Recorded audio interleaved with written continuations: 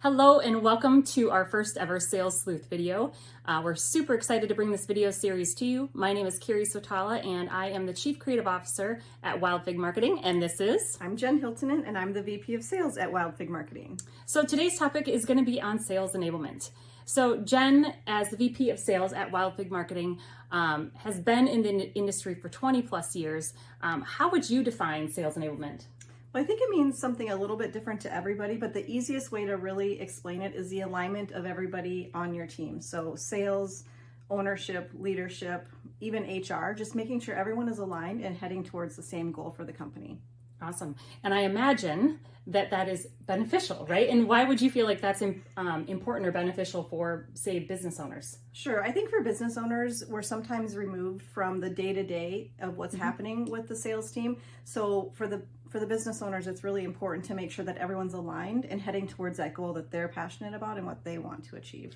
Sure. And I suppose too, it makes it a little bit easier too for them to be able to see kind of what's happening, day to day in the sales if they're not in that space, right? They're focused on running the business, making sure that things are happening. So exactly. I imagine knowing that everyone's on the same page, but also being able to access data that's going to help them drive those business decisions is probably a good thing. Right, and having access to that data quickly and easily is going to be really helpful for their busy schedules as well. Okay, and how about from a sales leader or sales manager perspective? And I know you've been in management before, but when you think about sales enablement, what advantages would it bring to those positions?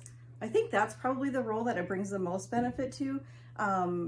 Really clearly being able to see what your sales team is doing every day without having to micromanage them and because no one likes that. No one likes that. But being able to have a system in place where you can check a few quick things and quickly see what's happening.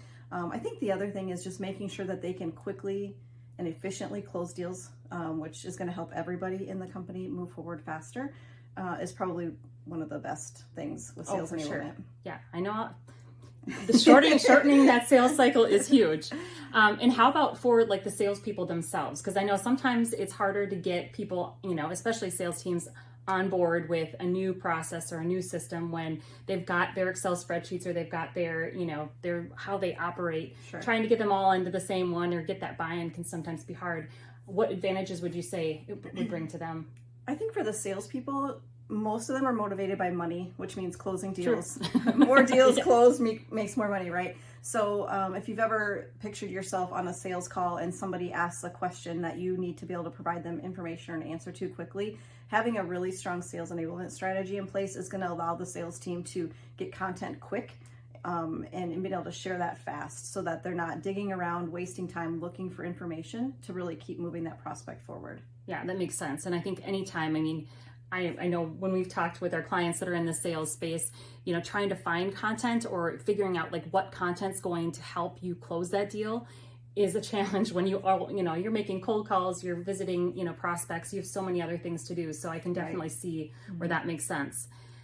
So when we started talking about implementing sales enablement for our firm, you mentioned that you had experienced this before and it was, maybe kind of a good and bad thing. Can you tell me more about it? Yeah, so at one of my previous positions, we decided to implement a CRM, which is, a major piece of sales enablement, right? Getting everybody aligned and using the right tools. And I had really experienced salespeople on my team, and then I had some really new salespeople on the team. So for the really experienced salespeople, there was a lot of pushback because that whole micromanaging thing, right. They've been doing things their own way for so long that they really didn't want to change. And some of them just really weren't great with technology. So they were probably scared too. So it was probably a little bit of fear there. For the new people on the team, this was maybe their first sales job. It was really exciting. They love technology. They love doing things easier, more efficiently. So it was really, I had everybody all over the board with that implementation. I can about imagine. And how many people were on your team at that time? Yeah, at that time there were about 20 salespeople on my team, so that's a big task. It was a lot, yes. Yeah, a few more than on our team right now. So obviously you probably had some obstacles that you had to overcome with getting that implemented, and like you said, having varied skills. Your salespeople with different skill levels and experience was also probably a challenge. What would you say was like the number one benefit that you saw as a sales manager, but then also for the business and for your sales team in general? I think time. I think it always is going to come back to time and money, probably. So for us, we were tracking sales on spreadsheets. We were tracking leads on spreadsheets.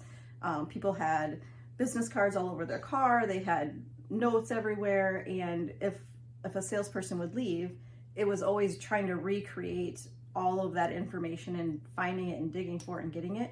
So I think ultimately it was just really more convenient for everybody. So all